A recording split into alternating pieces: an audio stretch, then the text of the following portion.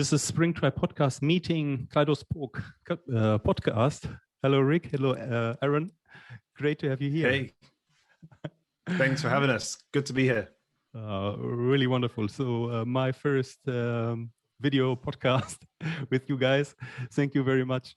And today's topic will be about prison break.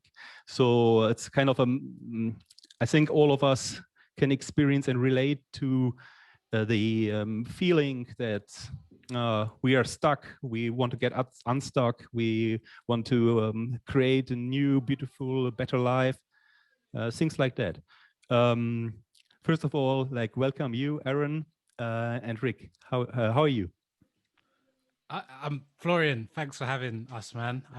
Yeah, I'm great. I'm great. Happy to be here. This is at least my kind of first feature on somebody else's podcast. So I feel quite honored that you asked us to come along. So yeah, good, great.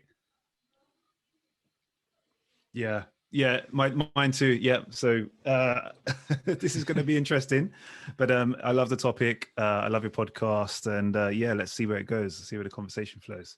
Yeah. So it's like podcast meets podcast. It's like a new experimental idea. So not having a guest, but having another host, or having two other hosts. It's the best of both worlds. So you've been doing this podcasting for a while as host. So what were the challenges you were facing in the beginning?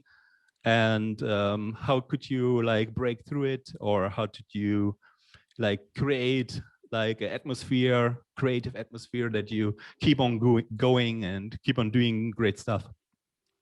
Sure. Rick, do you want to go first, or shall I? Go. All right. It's interesting. I think the podcast for us came pretty organically.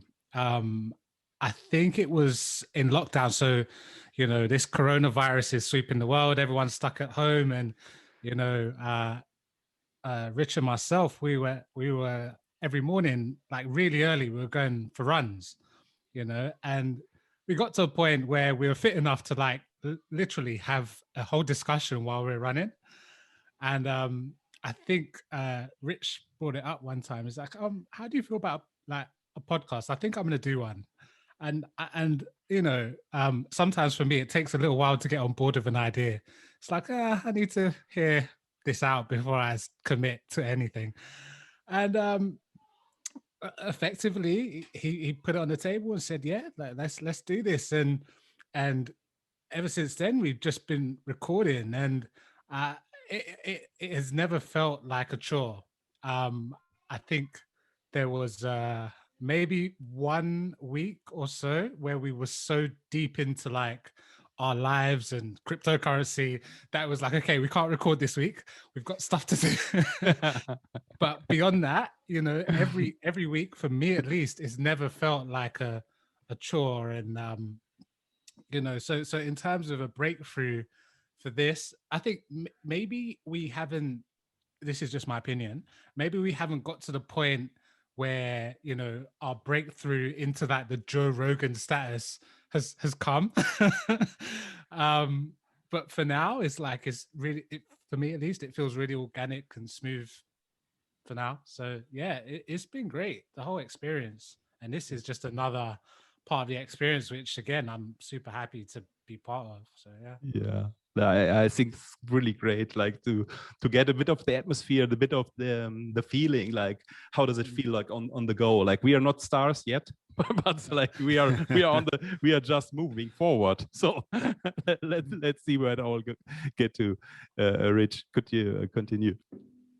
Yeah, no, absolutely. I think a part of this was in COVID and lockdown, you're at home, you're not really got much going on. Well, you've got life going on, but you got a platform there. And I just thought it'd be so exciting. Me and Aron, we have good conversations anyway about various different topics. And we just thought, why not just put this into the world and see where it goes. And as Aron said, our conversations are never a chore.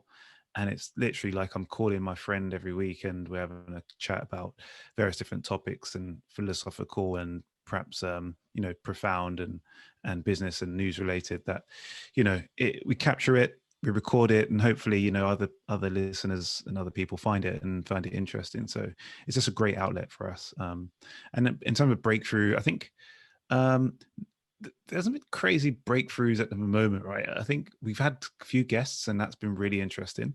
And Aaron sort of like taking the lead on the socials, and he's like spearheading that. And I think his work and dedication have been like really quite fundamental to the success of it so far. So yeah, I think that aspect as well is quite a breakthrough.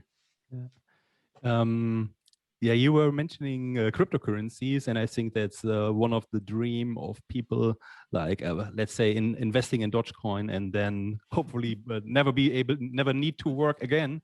So at least that's a dream of people. And sometimes there's like so much news coming up, and like blockchain is a huge like technology that's coming up that has potential. Like, do you think that the potential is as big that like one can just invest in some cryptocurrencies and never need to work again?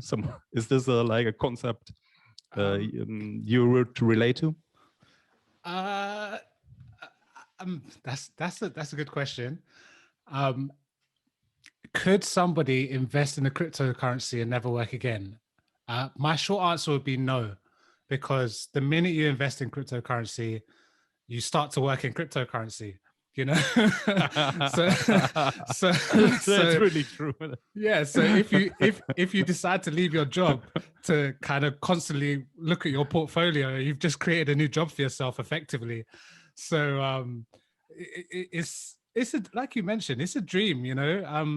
I think in most people's lives, every generation has that opportunity to kind of make transformational money. So it would have been the gold rush in the early 1900s.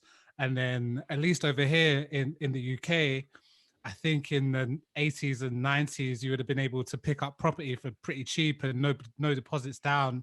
So, today when, property prices are through the roof, you'd have to be not only just a banker, you'd probably have to be a banker for a number of years with a wife and all sorts in order to get your kind of feet on the ladder. Cryptocurrency seems to be like that transformational mechanism that will get like millennials, people like our age, that kind of money where we don't have to be like, slaves anymore. Yeah. Are you a slave now?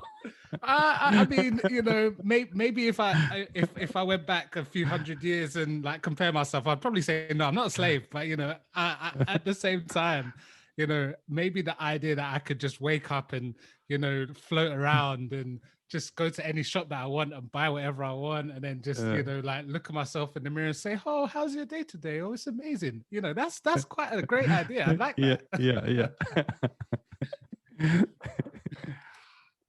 For me, Aaron's life is going. Yeah. For me, all the idea of cryptocurrency is like to most parts it's like playing a lottery ticket or winning in a lottery.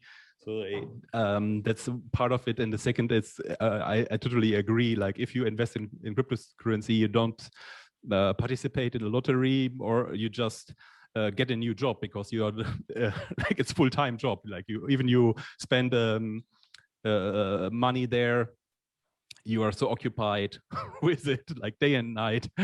It's not like 1 hour per day. It's like 6 hours per day. You will stare at the screen and watch the prices go up and down and things like that. Even my girlfriend sit besides me, and I was looking at the screen, and I was like literally shouting at the screen up and like something like that. So like if I could influence the prices with my mind or with my shouting against the screen, that's pretty hilarious. Yeah, quite funny moments in life. There are so many memes out there where it shows you the life before crypto and the life after crypto, and And some of the funny ones that I've seen is like when you have a girlfriend or partner in the scene, and they totally just don't get it. They get ignored. The new girlfriend is the crypto and the Bitcoin, etc. And it's a fact that someone has to accept. Yeah. Um, I mean, Florian, I think you're a brave man to have, watching cryptocurrency while your girlfriend is there, because, I imagine if she's seen you invest your life savings into this thing and, it's going down into the floor, you might be a bit worried about that relationship. Yeah, like I'm telling her, like, okay, today I win a few hundred euros. Oh, today I lost I lost a few hundred euros. So like, oh, what are you doing? And now I'm buying some coin. What's the name? I cannot even read, but I will buy. So it's cheap. It's going up. It's going up. It's going up. What is this technology? I don't know, but it's a funny face. Let's buy it. Oh, it's a cute dog. Things like that.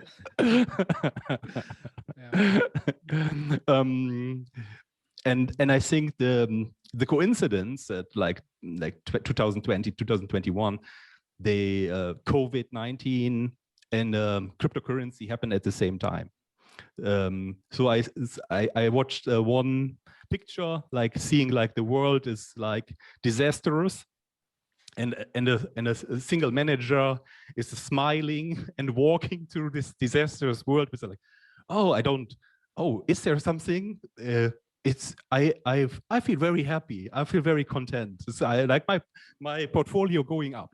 So and then this, besides in like everything's closing down, I go bankrupt. Like my restaurants is bankrupt. I feel happy. I think like, this is a coincidence. So like, at the same time, millionaires in the making, at the same time, totally devastating. And as I also realized, both of us, or three of us, starting the podcast in these times. So I think this like somehow crisis create like new opportunities. So crisis change us and our environment. And I think also the way we thinking or approaching these topics is very like relevant to the time, or like it just happens because of these times. Like so many things happen at the same time, and we need to deal with that and make our plans despite knowing what will come, if like things will loosen up, if a new like new virus will come, and so on and so forth. I think it's a lot we're going through. Definitely. I think like last year, 2020 was definitely a year of reflection for many, right? Like life slowed down quite a lot, and it gave people pause and an opportunity to think about what they want to do, what matters most, and also get involved in things that they didn't have time for before. Many people commute into the city in London, for example, like 2 hours on the train, and that's 2 hours there, 2 hours back, or 1 hour there, 1 hour back, and that's time that you've kind of got back for yourself to use to watch TV or read a book or browse the internet, etc. So I think that's where there's been a big explosion on the creator side of things last year. And just to the point of like opportunity, the cryptocurrency world has provided opportunity. All these sort of dog coins is what drives the price. Is a large part of that is the community, and the belief and all this kind of FOMO meme stuff. And so you could absolutely invest in crypto and retire, depending on your time horizon. You might buy the Doge, or you might buy something a bit more stable, but it's absolutely possible. Yeah. I mean, I'd like to second that. I think last year and the beginning of this year, so many people, especially in somewhere like London. London is busy, and because it's so busy, you're kind of, the pace of your thinking has to kind of match the pace of how busy the city is. So given the opportunity, when it all kind of slowed down, a lot of people had the opportunity to slow down and be like, wow, I actually like my family. Maybe I should spend some time with them. Now that there's no outside, I might as well like get to know these people and have conversations. And I think one of the big things that came out of the lockdowns through last year and this year is that there's much more of a community. People talk to their neighbors now and they genuinely want to know, like, how is your life? How are you feeling? Are your parents okay? And and these are strangers, not simply just neighbors. So I think because of that, we've all had the opportunity, all of us three, to sit down individually and collectively to be like, what, these conversations that I'm having with my family and friends and the people that I love, I could probably just put them out there. And platforms like Spotify and Apple and Zoom and Squadcast, they make it really easy.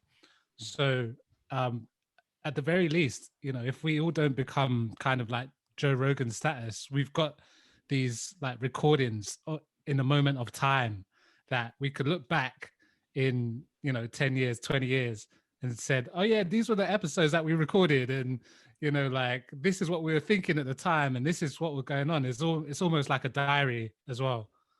So yeah, it's cool. Yeah, like Corona diaries. So like we have a global like library now of the Corona diaries, like so many episodes, all kind of podcasters around the world sharing, and also it brings us together in a way also, like crossing borders, boundaries, limits, like reaching out to new people, have a like technological change, like home office, virtual teams, and all these kind of things. So I think a lot of things we experience now, we will experience further, and there we will see the developments unfold their relevance in the future. We were talking about philosophy a bit. Do you have any favorite philosopher for these times? I mean, I don't know where my philosophy's. I don't know if I have a favorite philosopher. I did read Meditations by Marcus Aurelius because it's worth a read if you can get it. And I got this. I've got this on audiobook, like the Daily Stoic. So every day it gives you a different teaching in a really kind of succinct, quick way. So you got Epictetus and all these philosophers. But then when I think of philosophy, I genuinely just think of my own philosophy, and anything that I watch or kind of experience in life, I tried to put it in a metaphor that I can pretty much apply to anything. So I'm not sure if I have a favorite philosopher.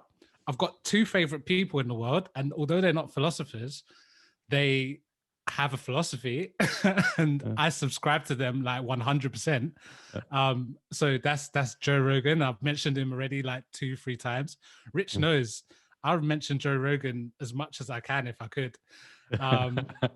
And Dave Chappelle. And I guess those are the two modern philosophers apart from us, that I would probably be like, yeah, when they say something, I'm like, yeah.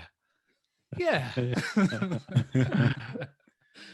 Dave Chappelle is the man. He is the man for sure. I think one guy that I really like sort of listening to in terms of like modern day philosophy is Naval. I think his last name's like Ravikant. And he's just got like a whole bunch of wisdom and logic and a lot to say. So yeah, that guy there, he's like a beast. When he starts reading off all sorts of like knowledge bombs and philosophies and mindsets and all that kind of stuff, it's just like this guy's got it. Florian, have you heard of this guy called David Goggins? Yes, absolutely. Oh, Yeah. that guy there, his philosophy is crazy. I don't know. My brother was mentioning him to me, and he said like, yeah, you should do more sports and read David Goggins' book. And so like, I don't want to be Navy SEAL. I want to be a podcaster. Yeah, but you will be a better podcaster. Read Dave Chappelle. read David Goggins.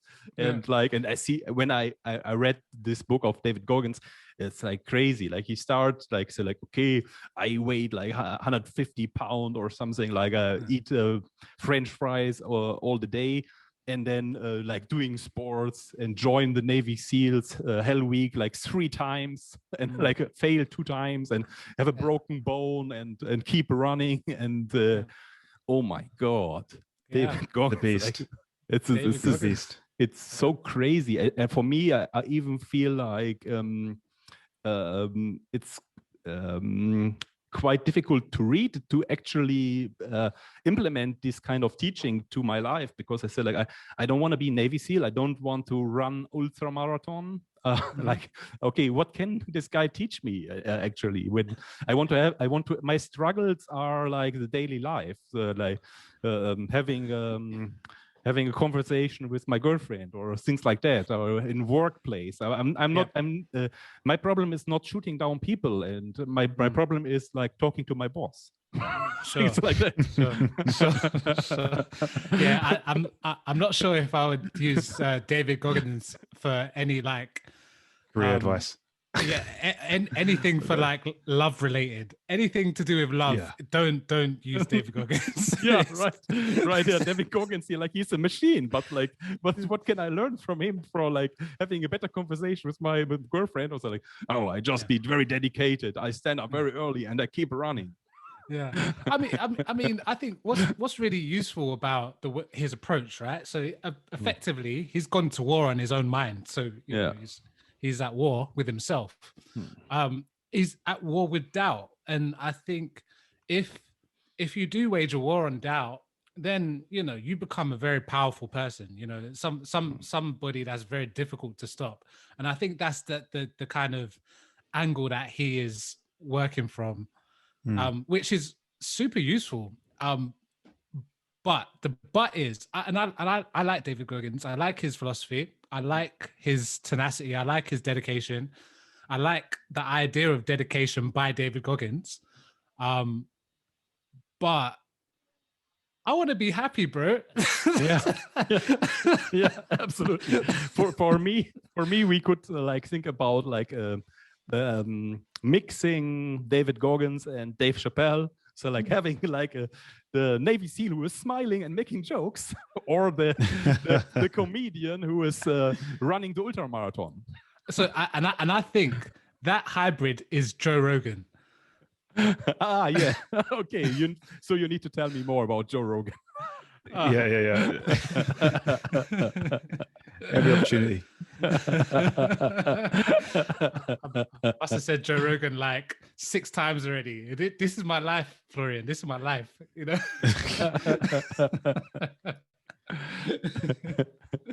Oh man. Oh. Wow. And but in general, like, would you think comedians speak the real truth? So like more truth than science? I think it's a different type of truth. You know, science is what theory tested over and over again, right? And you know, you could have a science for life, and that might be your comedy, I guess. So it's all a science, it's all a philosophy. But what comedians are able to do in their vocations is be able to mock life in a really interesting way. So the best comedians mock life and then make you think about yourself in that mockery, and then you realize they're actually mocking you. But I think good comedians, at least, find a way to let people know that actually, you know, we're all connected in this. We're all going through the same shit, you know. I'm sorry, I don't know if I can curse. But we're all going through the same things, and I think comedians highlight that really, really well. Scientists, they speak a different truth, a truth that is like, okay, we need this information. This is necessary. Yeah. Yeah, I think this one truth to build a bridge or build a house, and the science behind it, and the other thing is like social life, and social life is basically always comic, because when you like talk about conversations, it's like, okay, what's the theory of a conversation, or what can happen in conversations? You will either like explain it in a comic way and end up with a laughter, or like you will not be able to explain it. So I think in the comedians, they have like the right to tell the truth and not being blamed for it, and like the audience can like have an emotional understanding and like a real world understanding at the same time. And mostly it's quite difficult in this world where the audience may just think this is or like he should not be able to say that. And it's a comedian, you're like, oh, this is comedy, I can say that, I can say whatever, I'm a comedian. So like you have like really a mighty position to speak up for yourself or for others and mention whatever topics you like. I like this freedom of speaking you have, especially in comedy. Yeah, I think also as a comedian or in comedy, you evoke emotion through words, and you try to challenge perhaps social norms or social sort of structures, and in a way where, you know, people can laugh at it or people take it, you know, lightly. Hopefully that's the intention anyway. Whereas science is quite hard fact driven. You know, a lot of science, unless it's like social science. And again, you're trying to test and retest and prove the hypothesis and all this kind of stuff. Whereas comedian just wants to like connect and you know, also maybe shed light on certain you know issues going on at that time. But yeah. When I deal with science, especially social science, and I was a social scientist before. I realized this. I read a book and say like, okay, so what is the topic they were telling me? And then the end they say like, okay, I don't know, conversations usually start with a hello, and I'm like, okay, that's a okay, you got it. Okay, thank you. Now I know the things. It's proven what I already know, like things like that, like prove the already existing knowledge, mostly. Yeah, I think, you know, I mean, science is trying to, I guess, progress humanity in a way, and in many ways. And comedians in a more of a social setting, they're just trying to crack some jokes and get some laughs, but also, you know, they as I say, they can be educational and raise various different, you know, issues that are going on. And yeah, they're both educational and probably for the greater good, because if you can't laugh, then you die quick, I guess. Yeah. And I think if you don't laugh in your life, you probably die ugly as well. You know, I honestly, I think people that smile look so much better. Yeah, absolutely. And if you keep smiling, your face keep like brighter. 100%. 100%. 100%. Yeah, wonderful. Like, what would you like to change in the world? What mostly annoys you, and what would you like to change? What is your solution for like a better world, and how could the better world look like? At risk of answering like the kind of like Miss Universe answer. Yeah, but please go with the Miss Universe answer. They are always right. Yes, please. They're always right. I would like to cure world hunger.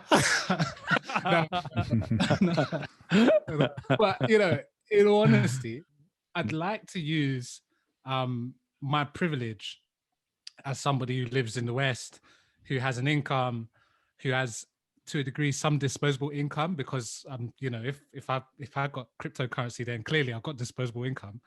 um, to benefit and lend opportunities to people that just don't have that chance. Do you know what I mean? Especially young people, like children. And you know, I've been so lucky in life to be able to travel and see like a number of countries. And you know, every time I leave these countries, I come back to the UK and just think, man, you know, a lot of the world has it pretty tough, you know, and I don't, not really. You know, where I live is great. You know, what I do for a living, I enjoy. I have some money in the bank, it's okay. But so much of the world doesn't. And if I was able to use some of my influence to at least give a few people in the world like a chance to do something for their family, you know, I think, you know, that would be, you know, my goal by the end. You know, help somebody. And strangers, they don't need to be related to me at all. In fact, maybe not related to me at all. Just people that probably just need a break in life, you know, that have just unfortunately been born in the wrong place at the wrong time. Yeah, that's probably the change that I would like to kind of implement in the world. Yeah. How's for you, Rich? Yeah, I think, you know, it goes to that sort of Mahatma Gandhi kind of thing, like leave the world in a better place. And I think that starts from well, it starts from many places, but one place that I would say is education, and making sure that you know there's equal opportunities and you know education in all parts of the world. So I think that would be one probably core thing that I would like to focus on, because you know if you teach a man how to fish, then he could fish for his lifetime. But if you give a man a fish, he can eat for a day. And I think just you know educating people and make sure that everybody has the same opportunities will then allow them to flourish even more, and you know provide opportunities for their children, etc. So having that, you get greater social mobility. But also, I mean, that's not negating for the fact that you know there should be basic needs met in all these countries that don't have it. And so basic needs include like water and food, where it should be sort of easily either affordable or accessible if you don't have the means. But yeah, I think those are the two like quite important things for me. Mm-hmm. Yeah, for me, it's shifting from talking about myself to creating a space or a community or a stage for others to speak up. And after you like already spoken up for yourself, and you say like, okay, what else can I talk about? And then the next phase is like you start talking about others or speaking up for others. And I think that's a very valuable shift to put yourself out of perspective and put others into perspective. For sure. I think what we're all alluding to, and I think what everybody eventually alludes to, is just building connection between us as a species. You know, whether that's international or you know within your group, just allowing us to be even more connected. Maybe that's our innate drive anyway. You know, as a species, we just want to connect more and more. Most species just want to multiply anyway. But yeah, I think especially, I mean, I'm not sure if for you, Florian, but I imagine, you know, life is good. You know, we live in good countries where, you know, we don't have to worry about contaminated water or, you know, our house getting washed away by some random tsunami. You know, we have the security. And I think, you know, if more people had that security, then we would connect more, we'd share more ideas, we'd advance as a species. And this is way beyond my existence, you know, like I'd like it to go further, past my children, past, you know, outside of my circle. And I think maybe we all kind of strive for this greater connection. Yeah, the connections live on, or the connections live on beyond us. So we are already dead, but the connection's still there. Yeah, for sure.